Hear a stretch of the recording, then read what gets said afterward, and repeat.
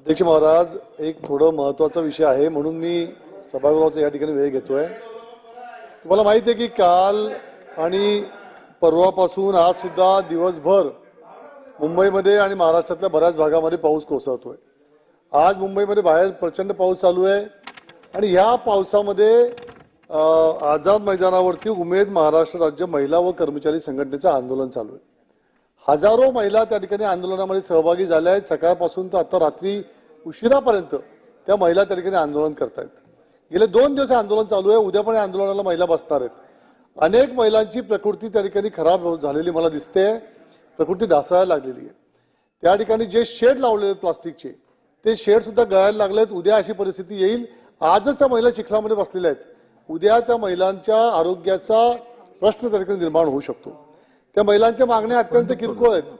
त्यांचं म्हणणं आहे की ज्या महिलांना तुम्ही कॉन्ट्रॅक्ट बेसिक्सवरती घेतलेलं आहे त्यांना कायमस्वरूपी तुम्ही सरकारी कर्मचारी म्हणून त्या ठिकाणी जसं आपण अंगणवाडी सेविकांना आणि आशा वर्कर्सला आपण घेतलंय तशा प्रकारे आपण घेतलं पाहिजे।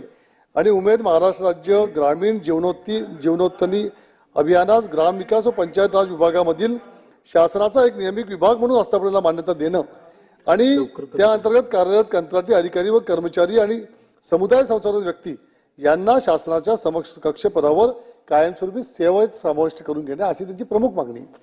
आता गिरीश महाजन साहेबांची आम्ही ग्रामविकास मंत्र्यांशी बोललो। त्यांचं म्हणणं आहे की त्यांचं मानधन 3000 रुपये होतं, त्याचं आम्ही गेल्या काही महिन्यापूर्वी 6000 करून दिलं। पण आजच्या या वाढलेल्या परिस्थितीमध्ये महागाईमध्ये 6000 रुपयामध्ये घर चालवणं, मुलाबाळांचा संसार चालवणं हे शक्य होत नाही।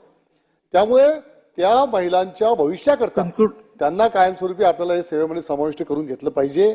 आणि आता मुख्यमंत्री असतील, उपमुख्यमंत्री असतील किंवा ग्रामविकास मंत्री असतील यांनी तात्काळ त्या आंदोलन स्थळावरती भेट दिली पाहिजे आणि त्यांच्या मागण्या समजून घेऊन त्या आंदोलनात आपण स्थगित करून त्या महिलांचं आपण न्याय मागण्यांना कुठेतरी आपण मान्य केलं पाहिजे।